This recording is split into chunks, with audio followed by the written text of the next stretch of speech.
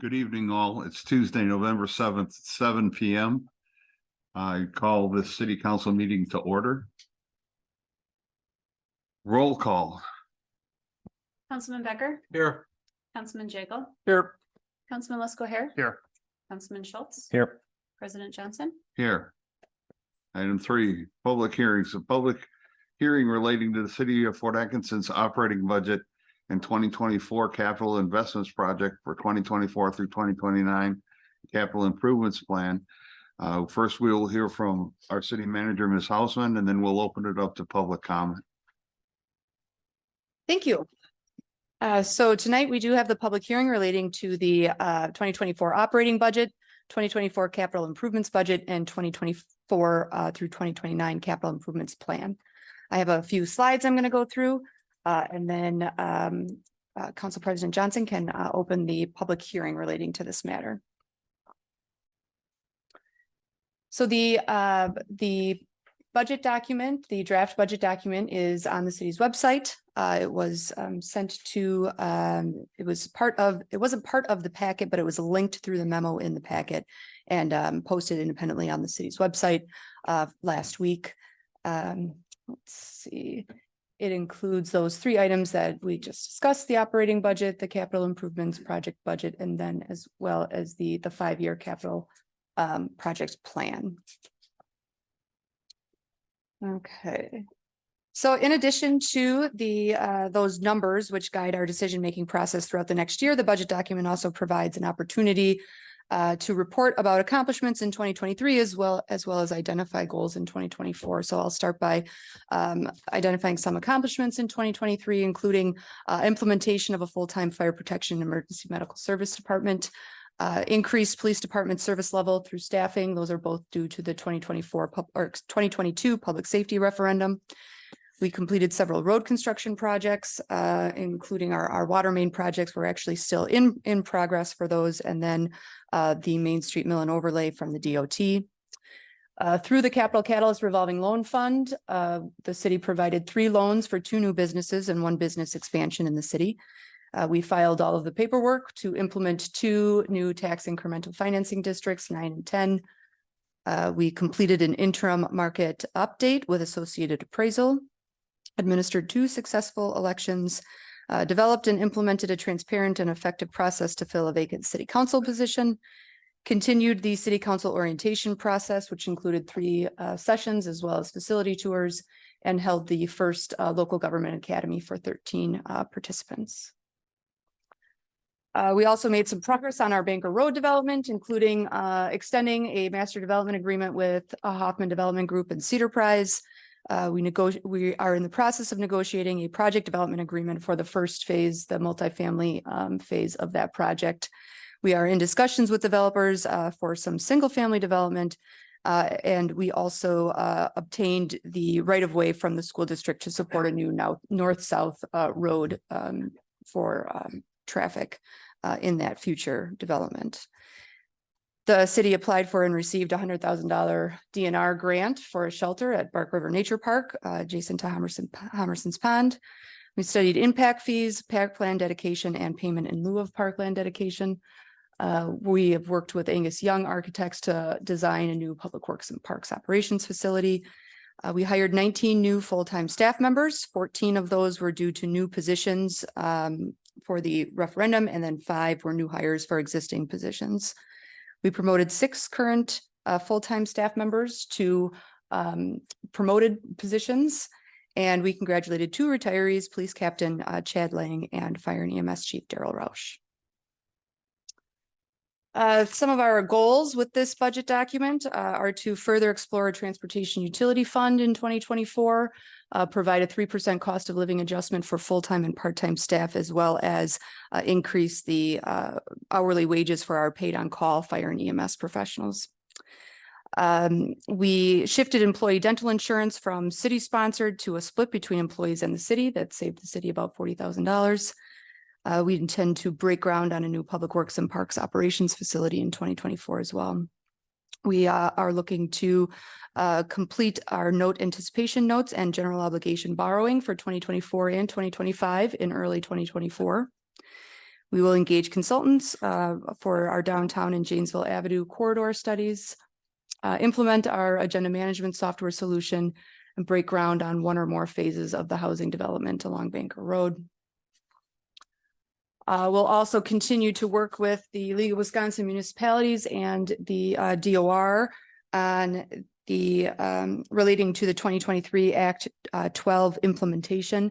If we recall, that includes our maintenance of effort for our fire EMS department and police department, as well as that innovation fund that we'll be looking to see if we can take advantage of any of those grants.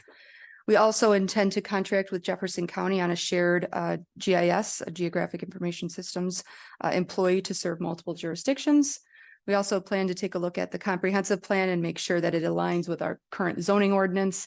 And then also take a look at our zoning ordinances to ensure that our private businesses and developers in the area are eligible for some of the state housing loans that were passed in Acts 14 through 17 this summer. We also intend to loan out the balance of our Capital Catalyst revolving loan fund and also maintain a leadership role with JCEDC and Thrive ED. And I currently serve as the chairperson for the Jefferson County Economic Development Consortium and Thrive ED. So I would intend to continue with a leadership role in that.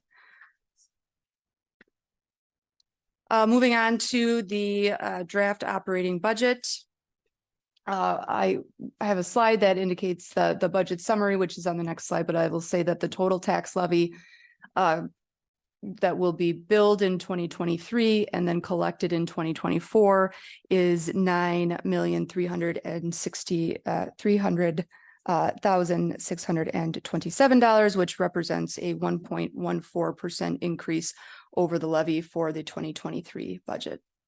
Without our tax increment districts, that represents a 1.64% increase over 2023. The city did not receive expenditure restraint payment in 2024 due to the passage of the public safety referendum in 2022. And due to some caveats in Act 12, the city will not receive an expenditure restraint payment in 2025. So we will be looking at getting back into that program in 2026 based on the 2025 and 2024 budgets.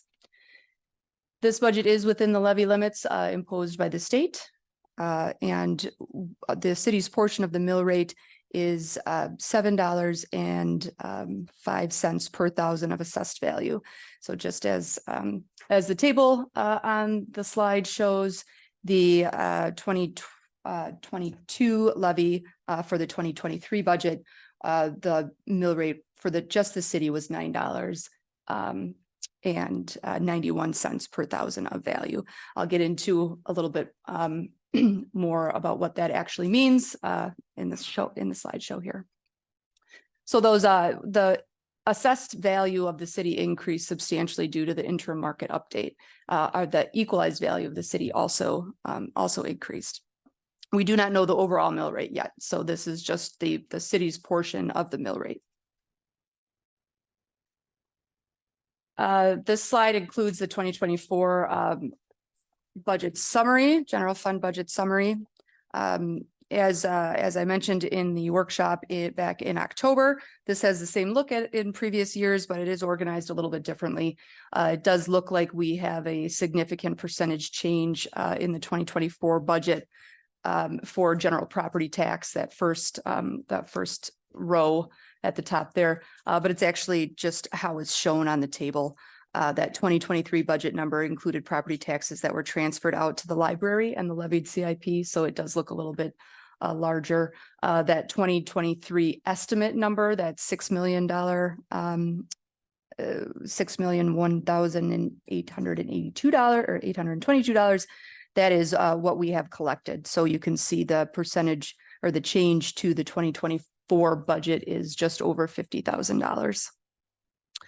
That 2024 increase reflects the annual amount that the city is allowed to increase their levy through the net new construction, which was 0.546% in 2023, which is up from 0.346% in 2022 and 0.35% in 2021. So as you can tell, the city's growth is very slow, which negatively impacts the city's ability to collect additional property tax dollars to pay for services.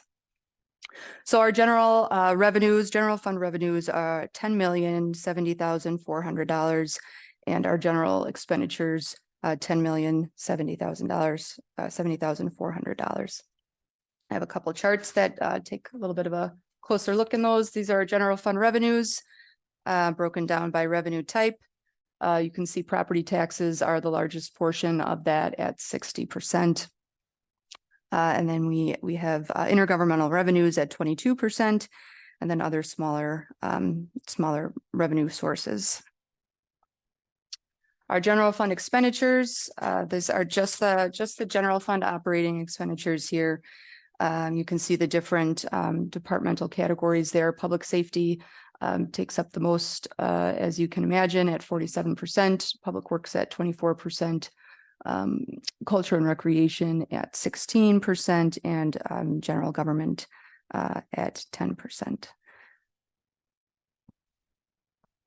So this table includes the additional property taxes levied for the library, transportation fund, debt service, and levy supported CIP. So you can see none of the other categories changed, but that general property tax revenue number got bigger. That makes up 69% of the total revenue for general fund and property tax, or for the general fund, including those, including debt service, transportation, library, and CIP. And that total is $12,785,691. And so this is a chart showing, including all of the expenditures. So you can see our debt service fund is at 11% of the total general fund expenditures. Transportation fund at 4%, library is at 5%, and the CIP is at 2%, in addition to those other general fund categories that we talked about before: public safety, public works, culture and recreation, general government.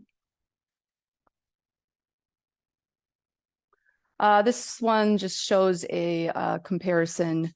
This is in the summary document there. It just shows the property tax levy comparison between 2023 and 2024.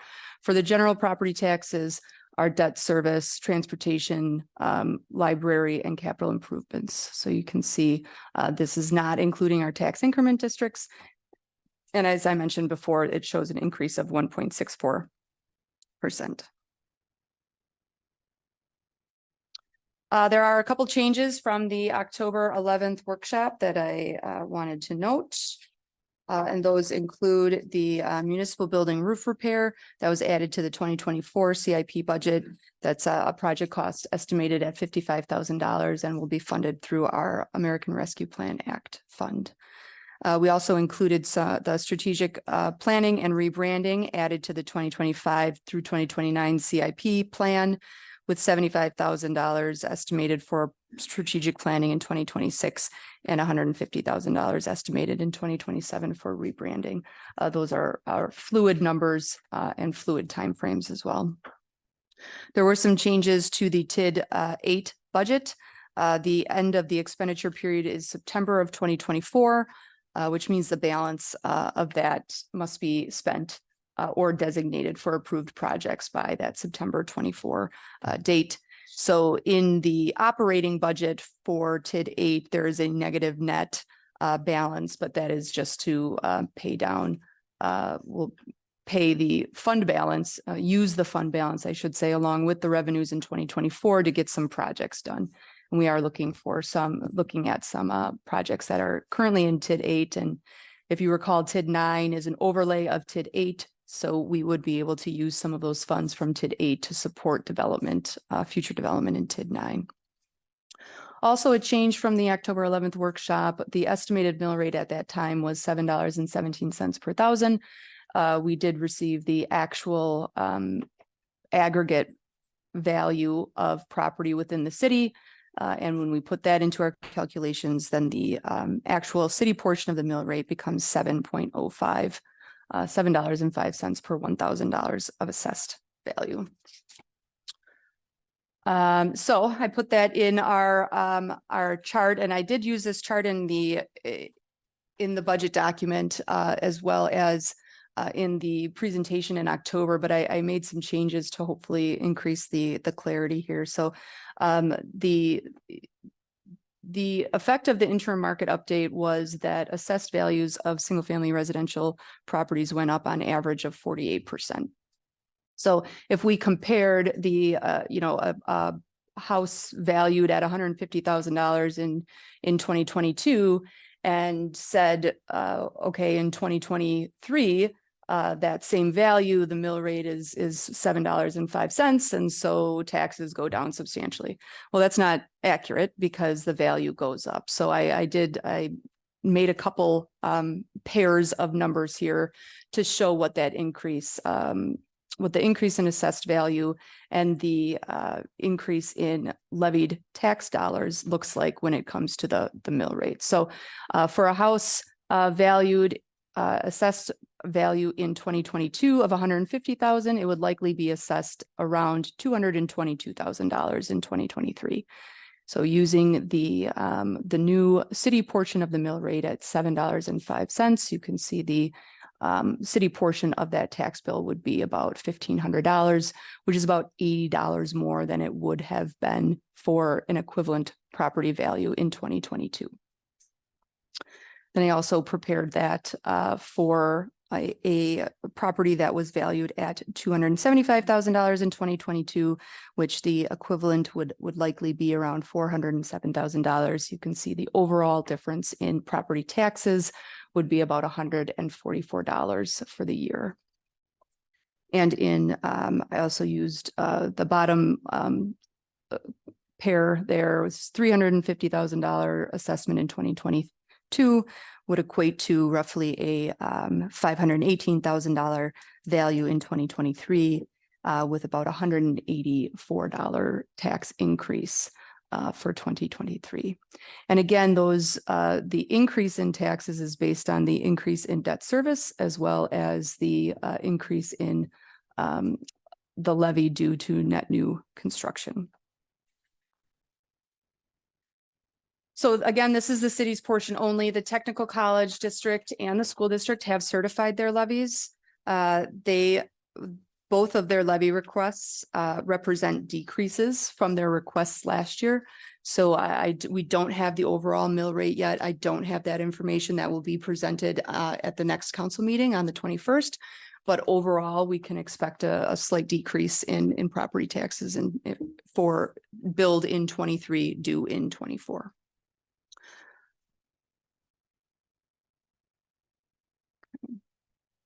So the impact of our interim market update on our assessment ratio here. So as you likely know, state statutes require that the city be assessed, that the assessed value of properties within the city be between 90% and 110% of fair market value.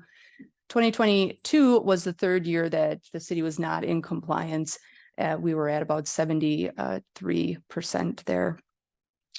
So the interim market update did increase the average value of a single family dwelling or property, I should say, by about 48%. We did receive a letter indicating that the city is not in compliance for 2023. However, that's due to the timing of reports. Our board of review met late in September. Those were certified to the state in early October, but those numbers by a day or two missed their cutoff for this letter. However, it will be corrected. We will likely get the new letter in January that indicates that we're at right around 97.5%, and that we are in compliance with state statutes. So the 2023 assessed value of the entire city is about $1.3 million or $1.3 trillion, excuse me, billion dollars, $1.3 billion. And the equalized value is just over that, which creates that assessment ratio. This table just shows the full-time employees for the city. As you can see, in 2024, we have 100 full-time employees. That is not, that's not an increase from 2023. We don't have any new positions in 2024. The increase from 2015 is simply due to the public safety referendum. This is also in the budget document. This is our 2024 debt service payment summary. You can see all of our outstanding obligations on the left-hand side, the debt payable, and then as we move towards the right, we can see which of our funds pay back that debt. And with the final column on the right being our general fund or levy supported debt service. So that $1.397 million number is reflected in our in the budget summary in multiple places. This is where that number comes from. That is about a $100,000 increase over the debt service payment in 2023. And that is due to the borrowing in 2022.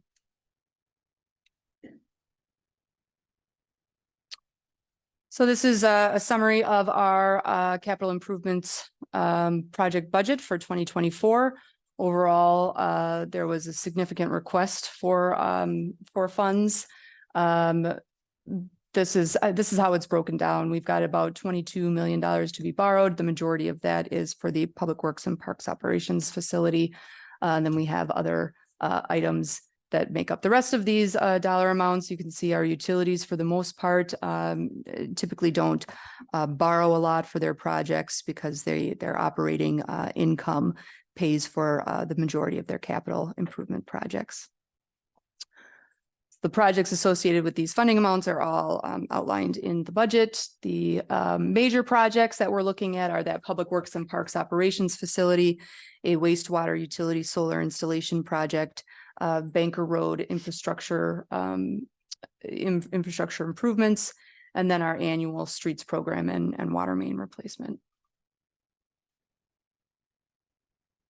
These are, again, the projects that we are proposing to complete in 2024 and 2025 with this borrowing that we had talked about.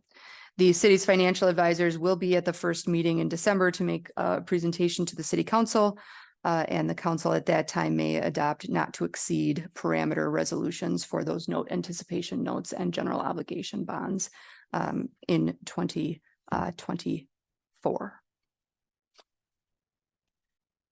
So there's a couple items that are still outstanding. We do not have the requested levy amount from Jefferson County. We will need that in order to determine the overall mill rate and produce tax bills. There are some charts and tables in the budget document that will be updated, and some additional analysis in that budget document based on the additional mill rate. And the resolutions will be updated as well. Those are in the last section of the budget document. Our final TID increment, revenue and budgets will also be included. There'll be some general editing and cleanup of the budget document. The remaining budget schedule is the presentation of the proposed budget document on November 21st, 2023, with likely adoption at that meeting.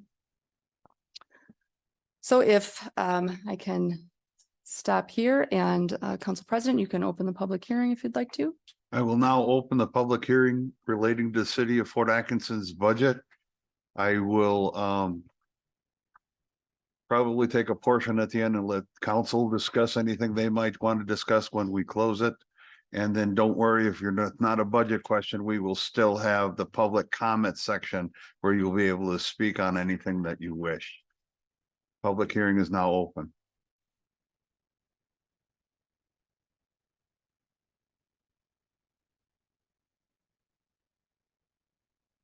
Mr. Martin. I just wanted to clarify if we sign up for public comments.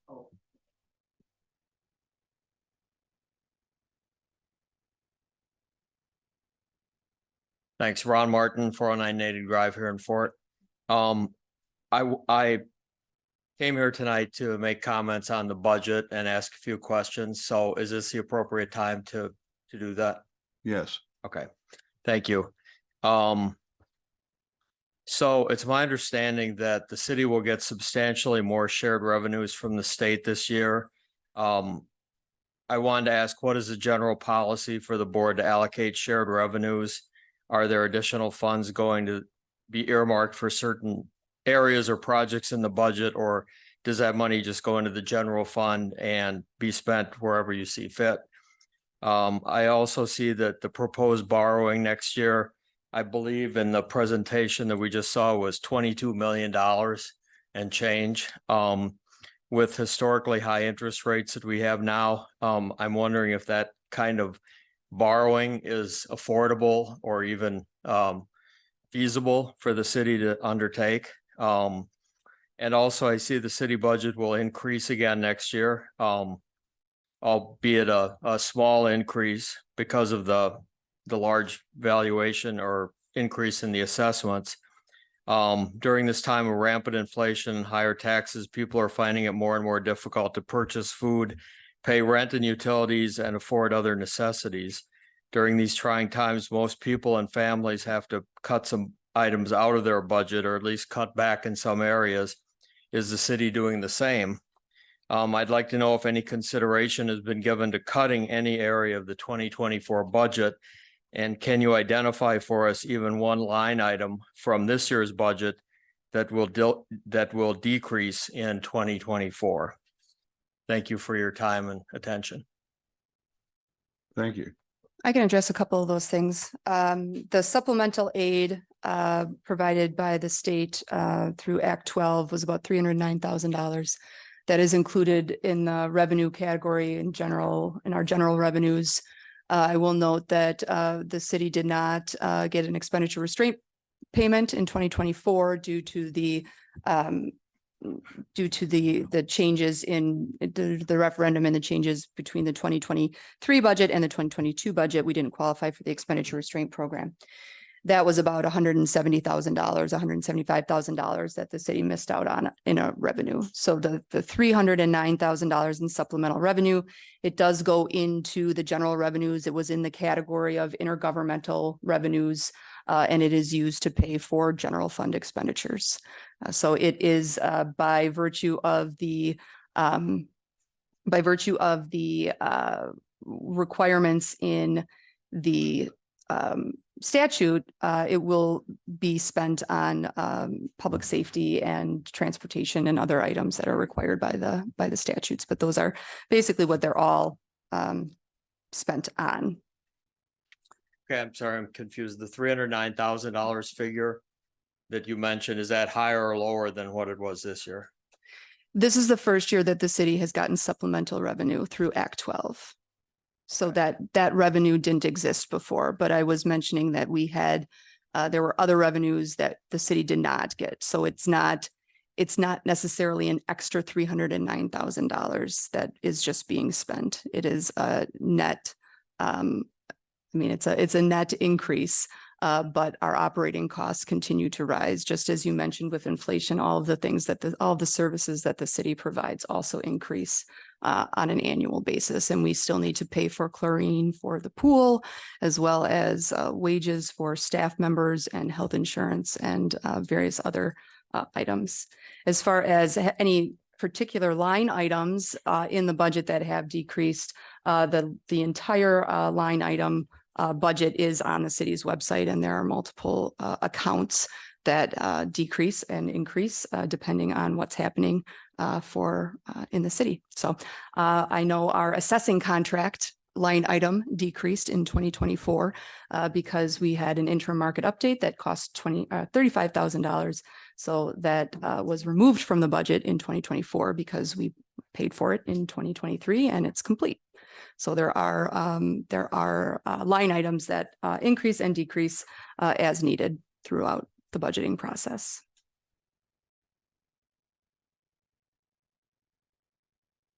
For those of us on Zoom, if you should be able, if you wish to speak, you could hold up your virtual hand. You'll be recognized, and then you can unmute yourself and talk.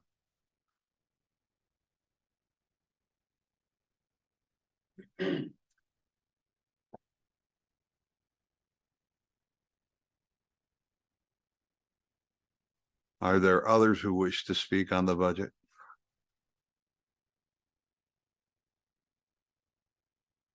Does council wish to speak or discuss the budget? I'll just say, I'm glad, we did discuss it the last one. I brought up about the municipal building roof maintenance. I'm glad to see we moved the funds around for that. I have a question, with the interim market update, the assessment ratio is 97.5%. Is it just? Is it crazy thinking that it would have been closer to 100% after that, or what causes it to either increase or decrease that 2.5%? I mean, the assessed values are based on the evidence that the assessor has for each parcel. So it's not the magic of appraisals where sometimes it appraises at exactly what you needed to appraise for to get your mortgage, right? I mean, this is a little bit more of an art. They have evidence that they see in terms of market sales and other data, and they use that to adjust individual values of properties. The other piece to that is that the state DOR does the assessments for manufacturing. So there isn't, it isn't one company doing all of the assessments in the whole city. So, the closer to 100%, the better, but 97.5% after many, many years of being out of compliance works. Thanks. Go- For the city manager, with recognizing that we are borrowing a good amount more next year for some critically needed infrastructure projects and the public works facility project. I know the city, we do have a debt policy. Do you know offhand, or can you remind us where our borrowings for next year put us in line with the city's debt policy that we have? Yes, so we will, and I will just reiterate that our financial advisors from Baird will be at the city council meeting on the 5th, and they will present all of this information. Let me pull something up here. And so right now, I think we're at about 10%, 10 or 11% of our borrowing capacity. I think that is actually in the budget document If it was in the one in the packet, I just simply must have skipped over it. it's a big document, so Yeah. I don't blame you with that. I'm just trying to pull up a number here or two to be exact. So our debt service fund, that's on page 139 of the budget document. Right now, okay, so as of January 1, 2024, the city will be at about 16% of borrowing capacity. So the state requires that the city not have more than 5% of its equalized value in general obligation debt. And then the city council has further limited that to 60% of that 5%. Okay. Okay, so as of 1/1/24, we would be at 16% of the borrowing capacity.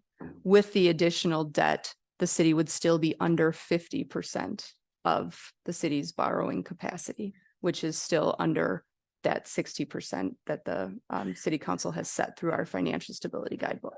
Got it. Okay, thank you. The folks from Baird will have more specific information and show exactly what that looks like with some very nice looking graphics and charts at the meeting on the 5th. Great. I have a question for Ms. Hausman. I just want to kind of repeat something that you said and make sure I heard it correctly. That a house that was formerly assessed at around 150 would now be assessed at around 225. But with the new mill rate, their taxes would only go up someplace $3. Is that what you said? It was about $80 for the year. There was another graphic that was a per month, so that was So that's, Right that's around that. modest. That's not a big, that doesn't reflect the fear that if it went up by that much, it went up monstrous. It did not. correct.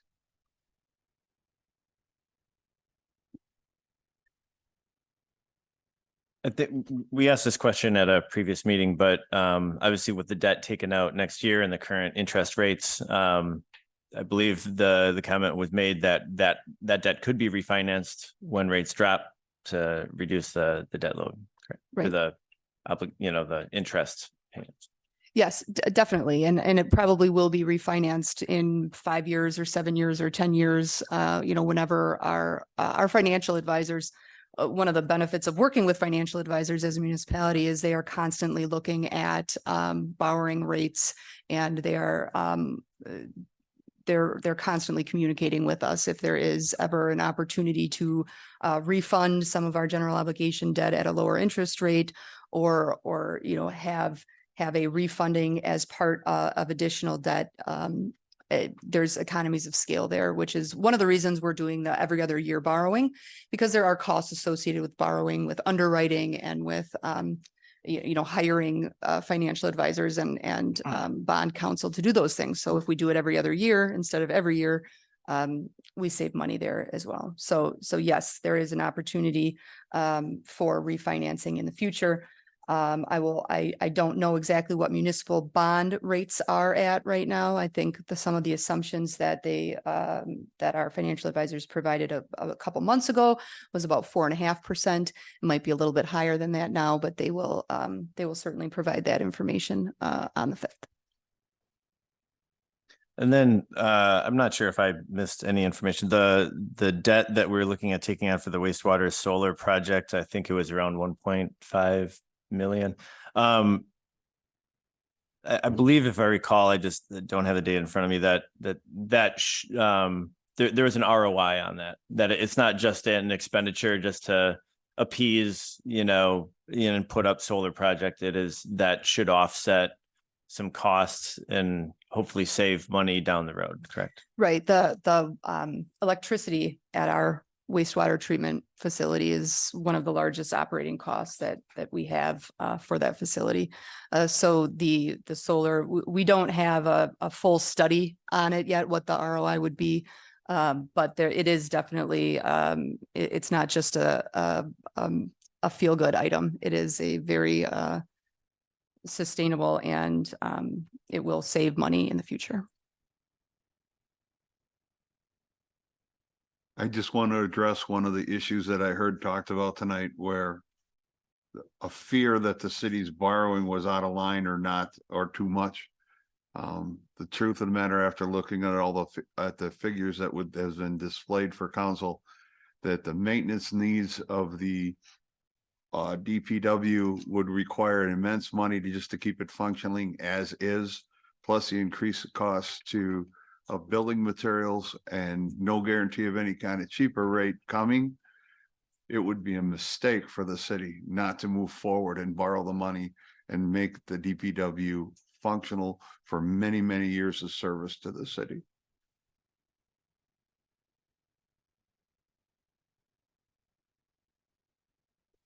Bruce, call for comment. Anyone else have a comments to make? Second call for comments about the budget. Third and final call for comments about the budget. I now close this public hearing. We move on to item 4, public comment. City Council will receive comments from city residents. Comments are generally limited to 3 minutes per individual. Anyone wishing to speak is required to sign up in advance or state the following items for record when called upon: name, address, subject matter, and contact information. No action will be taken on any public comment unless the item is also elsewhere in the agenda.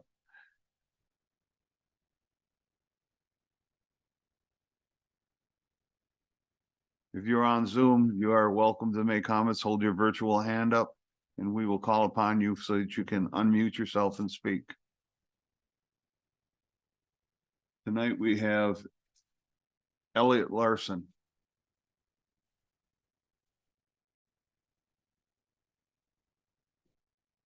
Hi, I'm Elliot Larson, 415 McMillan Street. I just want everybody to be aware of I don't know if everybody knows, there was construction on Florence Street and McMillan Street. I should have came to you beforehand, but there's signs there, and apparently a lot of people don't know how to read. The road is closed. And that means that the people that live in that area can go to back and forth. But it's just unbelievable how much traffic is going from McMillan Street to the hospital to East Sherman. And nobody's there. Nobody's giving out tickets. I don't understand that. It's incredible. If you're low on revenue, you could be dishing out at least 10 tickets a day, and it's been going on for what, 2 months? If you were on Highway 12 and I was going on Highway 12, I would get ticketed if I didn't live on Highway 12 with the construction going on. The project would be getting done faster. We're very fortunate that we haven't had an accident, because it's unbelievable how the people are going through there. It seems to be my responsibility, your responsibility, police department responsibility, and the hospital. The van is going through, the van could go on High Street to East Sherman and then to McMillan Street. And they're not doing it. So I'm glad I'm taking your time and that you're listening to me. But this project could get done faster if there was some consideration and coordination with everything. So I got one other thing. It's 10E of the new business. And that is about the area behind the healthcare organization on Wilcox Street. This is a part of the drainage network and problem.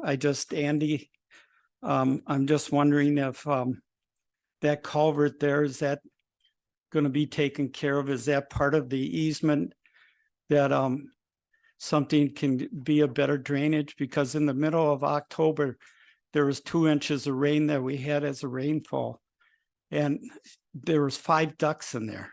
That's how much rain we have. We need to, I know you're going to be doing work on Wilcox and Armenia, but I'm hoping that you can do something with that old culvert that can drain better, because if it stays and doesn't get drained, it comes back on our properties underneath, and then our sub pumps are running. And I think it's better if that can be pitched to where it can go in the culvert. Granted, it's a small culvert. I don't know if you can get that, if in the expenditures you can make that bigger or not, I don't know, but it's not a good situation. If any of those people in the convalescence center walked out that back door, it's possible somebody could drown in there. And maybe I'm not talking to the right person. I should be talking to the people of the convalescence center. I don't know, but I think I hope we can get better drainage on that. I would really maybe can get a response later on through you what's going on exactly. But I hope that can be a part of the drainage problem back there. Thank you so much for listening. Thank you.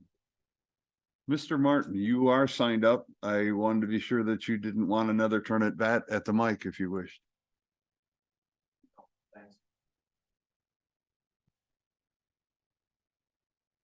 Anyone on Zoom wish to comment? First call for public comment on Zoom. Second call for public comment on Zoom. Third and final call for public comment from Zoom. We now move on to the consent agenda. The consent agenda is outlined below is hereby presented for action by the city council. Items may be removed from the consent agenda by the request of any one council member. Items not removed may be adopted by one action without debate. Removed items may be taken up either immediately or after the consent agenda or placed later on the agenda at the discretion of the council president. I would move to approve the consent agenda as listed. Second. Any further comment? All those in favor signify by saying aye. Aye. Opposed? Motion carries. Item 6, but petitions, requests, and communications. Tonight we have none. Item 7, resolutions and ordinances. A third reading of a statute amendment number 1 to the ordinance amending section 94-151 of the city of Fort Atkinson Municipal Code relating to the use of all-terrain vehicles and ATVs on city streets. So the council performed a second reading at the meeting on October 17th and recommended the effective date of April 8th, 2024 for the ATV UTV ordinance to provide time to train all of our police department personnel in the state laws, the local ordinance, and other enforcement issues. You have in your packet the substitute amendment number 1, the July 6, 2023 packet of information provided to the ordinance committee, and then the 2023 off-highway vehicle fatal accident summary as of 10/16/23 for your information. The staff does not support changing the city's ordinances to allow for ATV use in the city due to the safety and enforcement concerns, as well as lack of consistent regulatory direction from the state of Wisconsin. Staff does recommend that the city council delay any decisions relating to the ATV use within the city until such time that the state provides additional direction relating to the applicability of state motor vehicle laws to ATVs. This is the third reading. I would, Chief Bump and myself would be happy to entertain any questions. Otherwise, the council can discuss.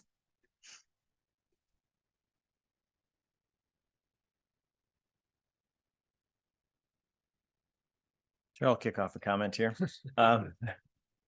I think a common theme that we're hearing is things impacting the city. Earlier today, we heard about, interest rates controlled by the Fed, things that the state allows or doesn't allow us to do.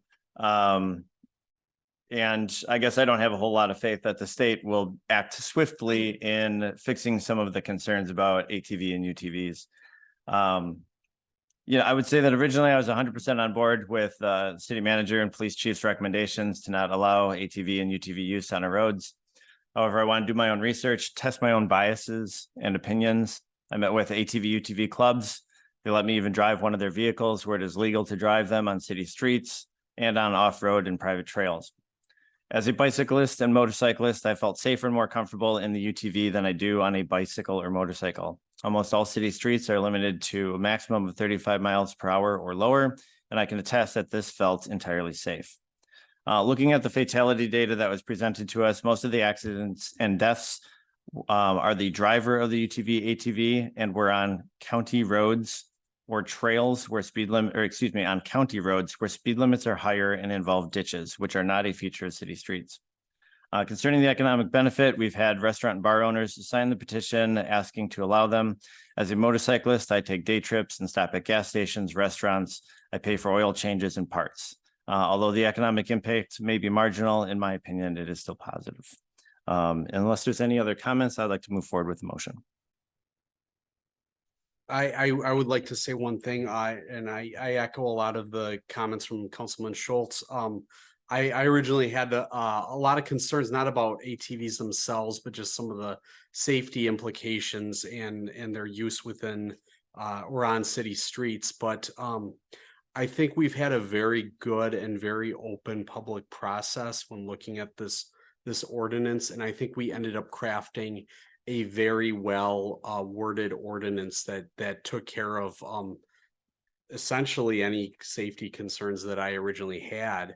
And I will say too, I had a mixed feedback from members of the public. I had some residents who said that they wanted this, and I had others who said that they were against it for various reasons. However, I also talked to colleagues in some neighboring communities where they had fairly recently passed ATV ordinances, and the two people I spoke to said that originally they had been against it, but they saw once it was enacted, it had gone very well for them. So I want to reiterate, one thing I've said before is that one of the roles the city council has is to provide oversight of things we pass. And we're going to be looking at this. And I think I know the clubs have put forth a ton of advocacy for responsible ridership, and I know they will continue to do so. And I know that we're going to have check-ins on this every 6 months, and we're going to see how this is actually working out in our community. And if we do have major safety issues, we can always revisit those at a later time. But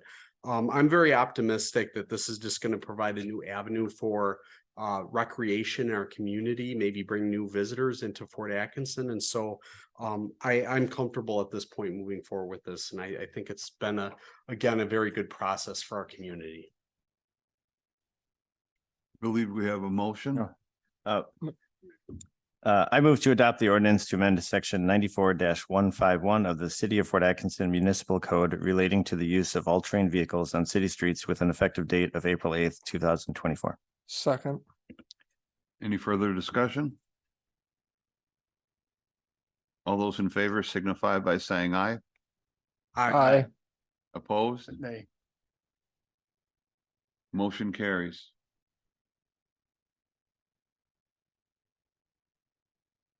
Item B, third reading of an ordinance to amend section 70.04.03 and 70.04.04 of the City of Fort Atkinson's Land Division and Development Ordinance relating to the updating and enacting of new park impact fees. Ms. Franson. Yes, thank you. This is the last time, hopefully, that you'll see me relating to the park impact fees. We've had a pretty extensive process with gathering input from a few commissions, city council, and the public. Between September 5th and now, we've held 6 public meetings regarding the change in the park impact fees and ordinance with positive feedback. I still have not received any comments outside of the public meetings. I'm happy to answer any questions. Otherwise, we're looking for a third and final reading tonight.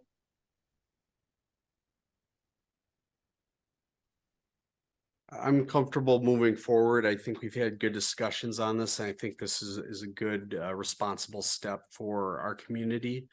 So I will move to adopt the ordinances to amend sections 70.04.03 and 70.04.04 of the City of Fort Atkinson Land Division Development Ordinance relating to updating and enacting new park impact fees with an effective date of January 1st, 2024. Second. All those in favor signify by saying aye. Aye. Opposed? Motion carries. Thank you. Item 8, reports of officers, boards, and committees. City managers report. Ms. Hausman. Thank you. I'd like to congratulate Officer Ryan Walters on receiving the First Responder of the Year award on October 17th. Officer Walters was honored with the award at a ceremony at the state capitol with Representative Scott Johnson and the entire Wisconsin State Assembly. We look forward to celebrating him locally at a city council meeting when schedules allow. I also want to congratulate Public Works Equipment Operator and paid-on-call firefighter Brandon Roggenby on his recent certification as an advanced emergency medical technician. The city recognizes the hard work necessary to achieve this certification and appreciates his dedication and service to both the Fire and EMS Department and the Public Works Department. I also want to congratulate Councilmember Jekyll, who welcomed a new baby girl to his family today. So congratulations. Loose leaf pickup will begin on Monday, October 30th, and will continue weekly for 4 weeks. Please limit the piles to leaves and place them on the terrace, not in the road nor along the curb line. Leaves placed in the street clog storm sewers and end up in our waterways. Check out the city's website if you want more information on that. Habitat for Humanity of Waukesha County recently announced that they will expand services into Jefferson County. I attended a bus tour of Habitat building sites in Waukesha with several other representatives from Jefferson County and the city of Fort Atkinson business community and nonprofit community on October 31st. We look forward to working with Habitat for Humanity to identify potential building sites or rehabilitation projects here in Fort Atkinson over the next several months. The city's water main project continues to move forward. Paving is now complete on Wilcox Street and the contractor will begin on Florence Street next. The problematic downtown pedestrian ramps constructed during the DOT's Highway 12 mill and overlay project this summer have now been improved. Thank you to Engineer Selly and Public Works Superintendent Williamson for working with the DOT to effectively ensure that the ramps were repoured to accommodate existing infrastructure and pedestrians. So thank you for that. The 50th Annual Blackhawk Artist Show opened with a reception on November 5th. Please plan to view the work of these exceptional local artists at the Hoard Historical Museum during regular hours now through November 16th. Finally, recruitment for the fire EMS chief position continues to move forward. The Police and Fire Commission chose 5 semifinalists to be interviewed by panels in mid-November. The the Police and Fire Commission will then meet on Friday, November 17th to discuss the interviews and review those candidates. And that's all I have. Item 9, unfinished business. Tonight we have none. Item 10, new business. A, review and possible action relating to an extraterritorial certified survey map for the property located at W6770 Pond Road. Mr. Selly. Yeah, thank you. This is a property that's within the 1.5 mile boundary of the city limits where we do bring that to City Council and Planning Commission for review. Planning Commission took a look at this at their last meeting and had no concerns. City staff indicated that the comprehensive land use plan has this as I think it's extra urban growth area. It's quite a ways out from the city. I don't think we'll be getting out there anytime soon. So it's good to see these come before council and just understand what's happening around our borders, as that does have an impact on us, as we all know. But we have no concerns about this particular request. I'd be happy to answer any questions you might have. I hope this isn't too inconvenient.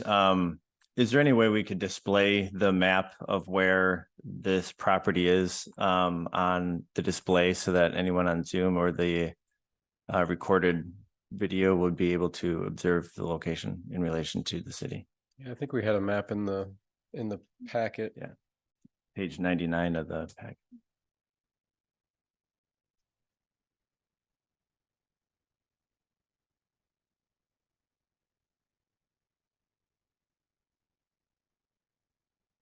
Oh, Here's the inconvenient part. I apologize. I would- Yeah. Okay. There you go. Zooming in is the hard part. But that's That is the. That is the map. sorry. You can see the outline of the city boundary is in green. So you can kind of see the bypass in yellow there on the left, and then that red arrow is pointing to the parcel on Pond Road. So it's I think it's like 1.3 or 1.4 miles from the edge of that green edge of the city there, which still puts it within our extraterritorial review area. Much My eyes appreciated. are failing me for the Zoom. I apologize for the Okay. zoom in. It's hard to zoom through the web interface. I would move to approve the extraterritorial certified survey map for the property located at W6770 Pond Road. Second.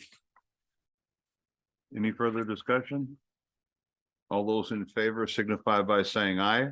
Aye. Opposed? Motion carries. Thank you.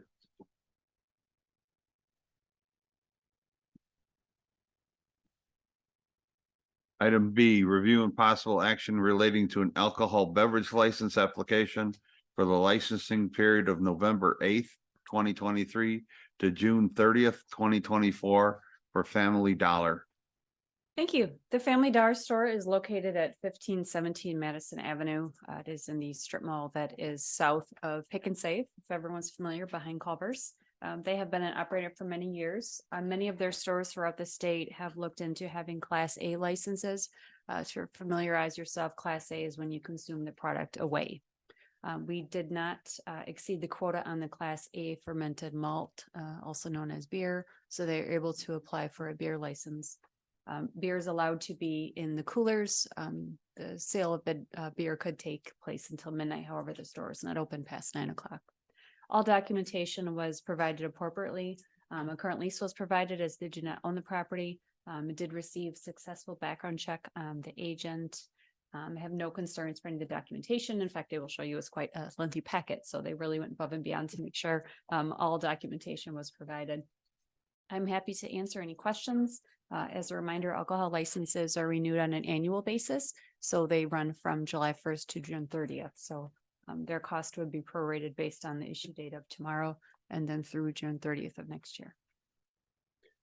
Michelle, one question I had, you mentioned this was for a Class A beer license. I saw on the application, it looks like they checked the box for Class A liquor, but we They do did. not have any of those available. We do not, and I Okay. discussed this with them. I'd spoke to them a month or two prior to them submitting the application, but they still said they wanted to check the box in case one would become available. Got it. Okay.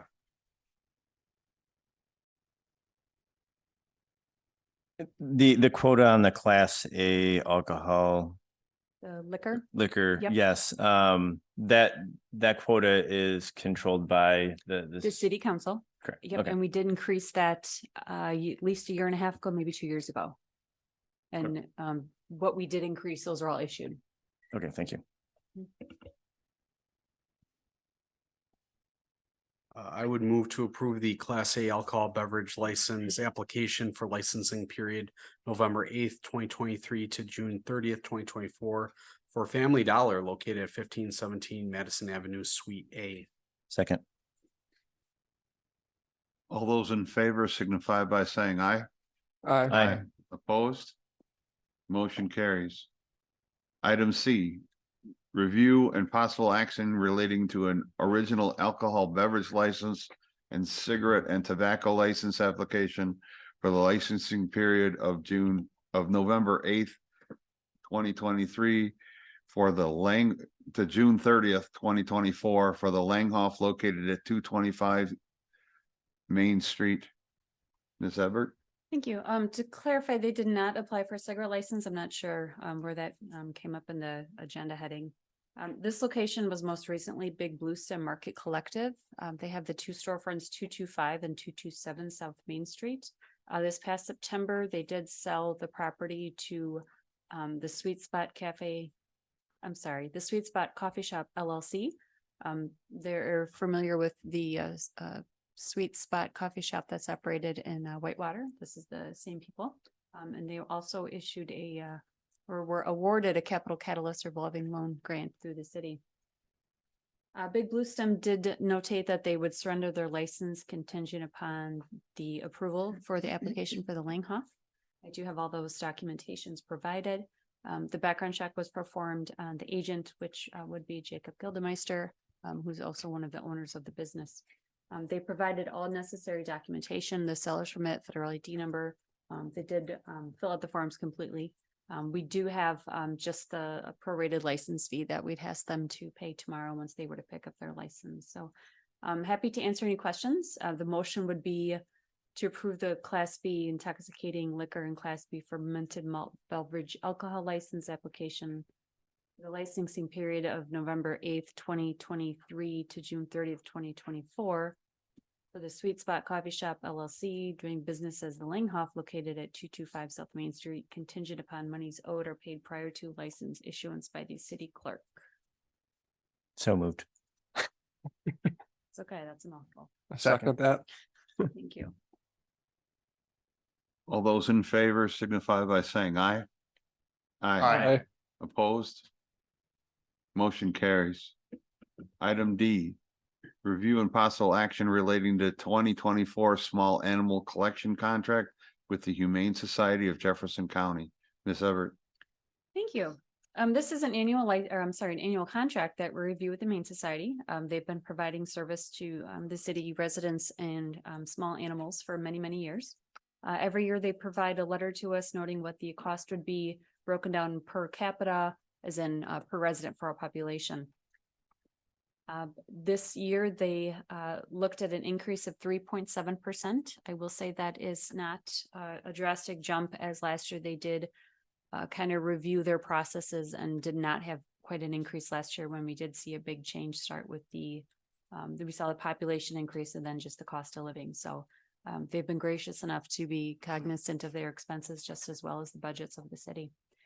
Every year they do provide us a discount of 1.5% if we were to pay the full contracted amount in January, which we have done in the past years, and I know they're grateful for that also. The memo does it does show some savings that we do experience every year with the discount for paying in full. We did have a request for Councilman Jakelman to Councilman Jekyll to have some history and some stats as far as some of the collection that we've had over the past couple of years. Manager Houseman did provide that this afternoon. I hope the council was able to see that. But it did break down some of the questions we had as far as the animals that are picked up and the animals that are dropped off, and then kind of an average length of stay for some of the animals. So I hope that this information is very helpful with us and your decision. I'm happy to answer any questions that you have for myself or Manager Houseman. And then we'd be happy to approve the contract and the costs for next year. Just say I appreciate you guys. You know, it was kind of late yesterday that I reached out and got the numbers, but I'm glad to see, you know, in 2022, there's 149 animals taken care of by the Humane Society. So it's not in the thought that they're only taking care of 5 animals on us. And that's what the old rumor was always spread around. So it does kind of balance out, make it a little more easy to stomach what we're paying them a year, in my mind anyways. Correct. I will state they have a new executive director. Our communication with him has been wonderful. He was very helpful and accommodating to get us this information. So he had to work with his IT provider. And it was wonderful that he was able to provide it in time. So we were really appreciated that. So great relationship that we've had with the Humane Society. And as an alternative, if we didn't contract out for this type of service, any ballpark idea what it would run the city to provide the service ourselves? We would definitely need to hire more people and have some sort of a facility to put the animals in, or pay the Humane Society for their facility, for use of their facility. It would likely cost significantly more if the city provided the service. I know this is kind of out there. Do you have a ballpark idea of like how many cat and dog licenses we have in a year? Yes, we issue approximately 1,300 dog licenses and about 300 cat licenses per year. Okay. I move to approve the 2024 small animal collection contract with the Humane Society of Jefferson County and take advantage of the 1.5% discount for prepayment. Second. I just want to mention that I like the idea of what we're doing and contracted with them, because I, in the past, have lost an animal and went there to pick my animal back up. I like having a service where my animals are both taken care of properly and I can find them. I know one place to locate them. Okay. Any further discussion from council? Keep your dogs and cats on a leash and we might need the service all the time. All right, we have a motion and a second. All those in favor signify by saying aye. Aye. Opposed? Motion carries. Item E. Review and possible action to authorize the city manager to enter into a contract for stormwater improvements at 430 Wilcox and Armenia Street. Mr. Selly. Yeah, thank you.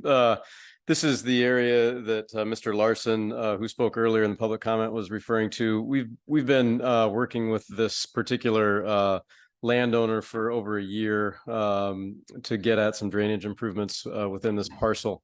The particular issue is made a little bit more complicated because the city has private stormwater, a public stormwater on private property. The end of Armenia Street drains into a stormwater line that then is taken over to Wilcox Street. As you all know, we're working on Wilcox Street currently. and have anticipated this project moving forward. The portion that is the privately held portion is to the right of, well, you're really getting good at this. Is to the right of kind of the yellow area there, or Armenia Street, which is the street that's shown there on the bottom in the middle. And the maintenance company or the management company for the home there has had that sewer inspected. They have found it to be in good working condition. They do need to do some grading in the area there in order to allow the water to get to the inlet a little more efficiently in the grass area that's there. But we have taken it to a point where we feel very comfortable that this system is in fact functioning. The city's portion does need to be relayed. We have a number of basically somebody took a hammer to it at certain points to get water to drain into it over the last several decades. And so we can make some improvements on the end of Armenia Street, as well as that pipe that goes over to Wilcox. Currently, it's not, it's semi-functioning with its current arrangement, the way we've left it at Wilcox. So we want to get this plumbed up into Wilcox and taken care of. We asked for 2 bids. The first bid on this that I asked for was from Forest Landscaping and Construction. They're doing the work currently on Wilcox Street for us. They gave us a price of $30,000 to put in the new pipe, new catch basins, and manhole. And we reached out to help me out, Walton. Thank you. Down in Whitewater, the W has messed me up. And Walton came in at $20,000 for this work. I think the range of bids, as I noted in the memo, is a little bit related to the end of the year and who was available to fit this in. We'd like to move forward with Walton on this project. This will be paid for out of the stormwater utility funds. We will get into the fund balance for this project because we didn't budget this project within the 2023 CIP project list. So I'd be happy to answer any questions that council might have related to this. And Mr. Larson, I'd be happy to talk further with you after the meeting about this too. After the meeting. After the meeting. After the meeting.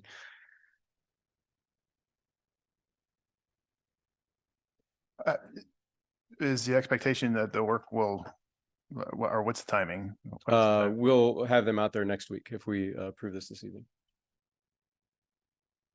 And then is it, will the capacity for what it can handle out there, is it going to be the same as what it was in the past? It's or going it to be will the a larger- same. Yeah. So the ponding that we've seen in this is not necessarily indicative of a situation that's not functioning correctly. That's indicative of a well-designed storm sewer system. So we design most of the storm sewers to capture maybe a 10-year event, 5-year event, somewhere in that range. That would be an event that happens once every 5 or 10 years.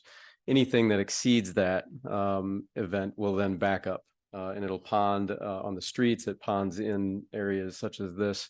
It does drain eventually over a period of hours or days. If it doesn't drain, that's when we engage and find that the drainage may not necessarily be functioning effectively. But the fact that we see some ducks out here and some ponding water in that grass area doesn't necessarily indicate that this isn't functioning correctly. I appreciate the thorough explanation on this and why this is necessary. I will move to authorize the city manager to enter in a contract with Walton Excavating in an amount not to exceed $20,000 for stormwater improvements at 430 Wilcox and Armenia Streets. Second. Any further discussion? All those in favor signify by saying aye. Aye. Opposed? Motion carries. Item F, review and possible action relating to emergency water main replacement on Nelson Street. Mr. Sully. Yeah, thank you. So there's a section of Nelson Street that is north of Messmer and south of Frederick Street that has more than the number of water main breaks that we're comfortable with. And in fact, we've had 3 water main breaks in that section within the last 3 months. When they start to happen that quickly, that's when we realize that we need to get at that water main and replace it quickly. We had that happen on LC Street a few years ago. Some of you may remember. The contractor that we have, Forest Landscaping and Construction, that was engaged on the city's water main replacement on Wilcox and Florence Street, agreed to honor the same bid prices for this project, and was able to get over onto this project this week. So I authorized them to move forward on Monday. They've started on Frederick Street and are working their way around Nelson Street, as some of you council members may be keenly aware of.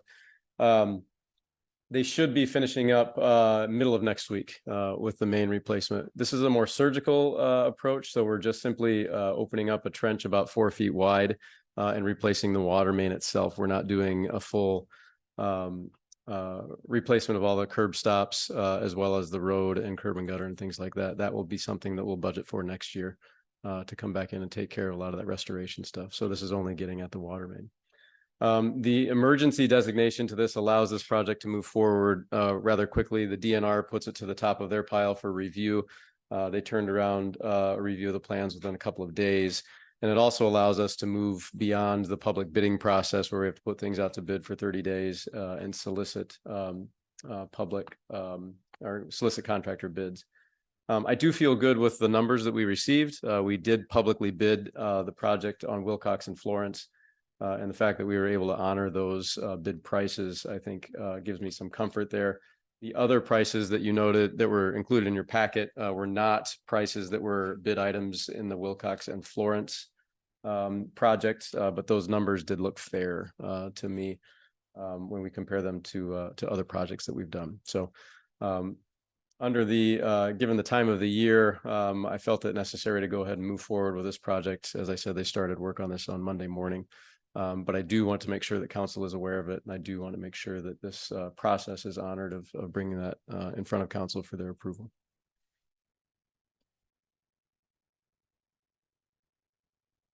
I move to approve the emergency water main replacement work on Nelson Street for $237,680 with Forest Construction. Second. Further discussion? All those in favor signify by saying aye. Aye. Opposed? Motion carries. Thank you.